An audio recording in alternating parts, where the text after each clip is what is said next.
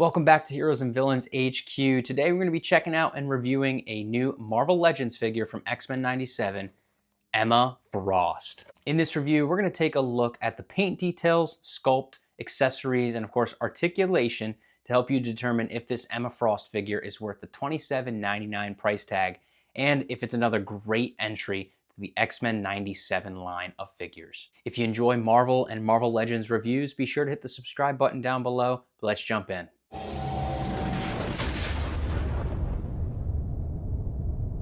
All right, checking out the X-Men 97 card back for Emma Frost, classic style here. You have a look at the animated version of Emma Frost there, the figure and her accessories on the bubble, and then the X-Men 97 logo and characters up at the top. Now, a major update for the packaging are these characters. This is from the third wave. However, you can see in the first two waves, you had a different set of characters. So I like that they did go ahead and change that and included some of the new figures from the line, Jubilee and Morph specifically.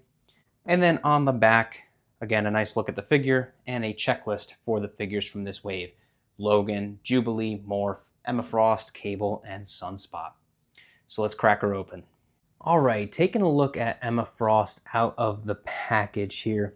Overall, like a really incredible looking figure.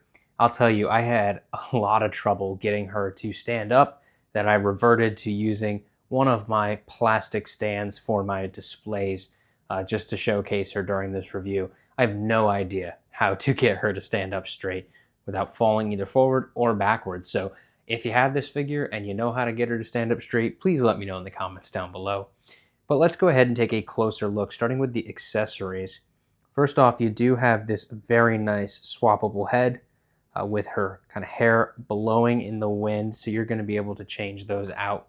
And you do have a pair of hands here, both a right and left hand, similar design. But pulling the Emma Frost figure in closer here, you can see right off the bat some really great design features for this figure. And great paint detailing, even though it is simply just white. You have this nice cape with the fur around the neck. The head sculpt is great, similar hair, just, kind of that simple look. You do have some design there with that, amulet to hold together her cape. The corset has some really good design. And then you have the simple blue lines down the legs for detailing. And then you get to these heels, which don't have a lot of surface area, which is why I can't get her to stand up. So overall, the accessories are solid and the design of the figure is also really, really great. For articulation, you do have double jointed knees. You can see right there, you have good hip motion, and then the knee joints give you a lot of great articulation. As for the elbows, these are double jointed, but with the cape on, you're definitely going to be restricted in how far you're going to be able to move those arms. Again, you're going to be able to kind of move them up and down, but you're not going to get some as great side-to-side motion because of the cape. And lastly, there is no ab crunch, but you do have really good neck articulation as well, so you'll be able to pose that. And lastly, swapping heads, you can easily remove the cape by taking the head off the top there.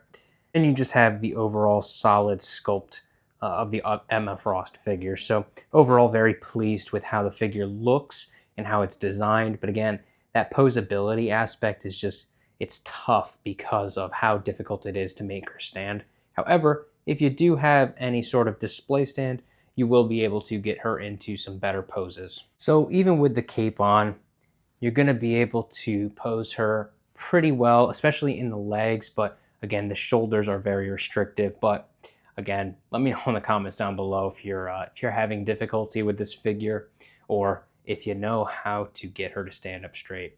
All right, now time to rank this figure in the 5 all-important categories for figure reviews: the sculpt, detail, articulation, accessories, and posability.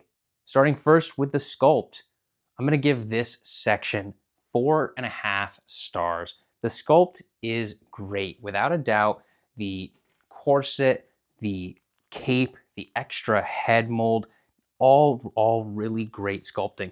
I think overall though, in the arms and the legs, it's not providing too much in terms of new kind of content here, but it's still good. So I'm gonna knock it half a star off, but overall, an amazing sculpt.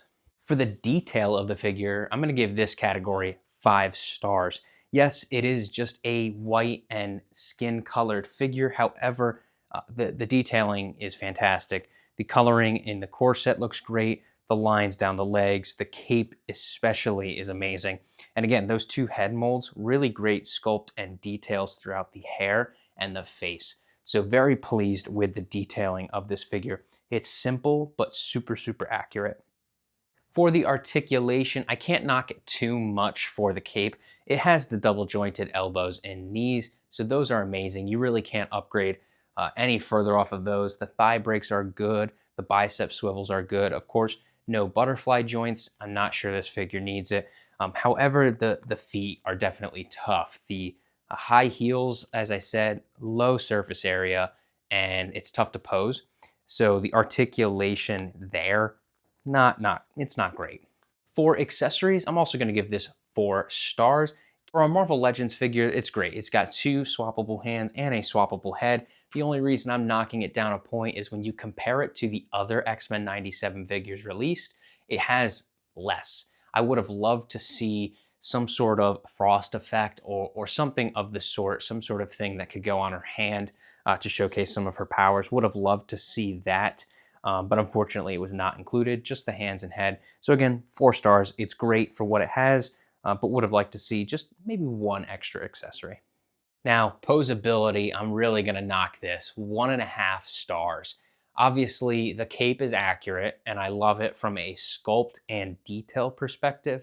However, when you add the cape onto the figure, you are unable to get a lot of great poses, specifically with her arms. You're not able to lift the arms up high. You're not able to leverage the double jointed elbows. Now, that's not necessarily a bad thing. Again, the cape is important, it is accurate, and it looks great. However, you do lose posability because of it. And as I mentioned in the articulation, the high heels, really, really tough. I have a hard time getting the pose with those heels.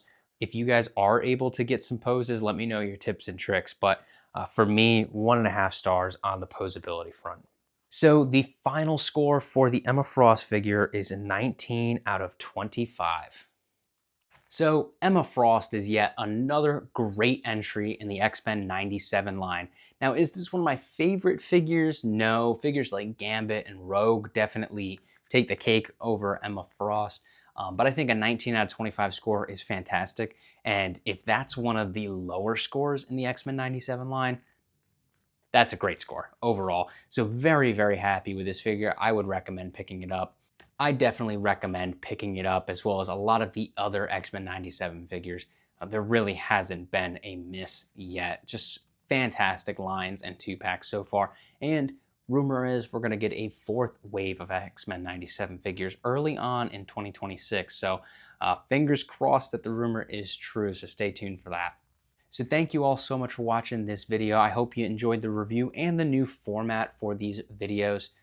If you did enjoy, be sure to hit the like and subscribe button down below to support the channel. And let me know your thoughts on this figure down below in the comments section. I'd love to hear your opinions. Again, thanks for watching, and I'll catch you in the next one.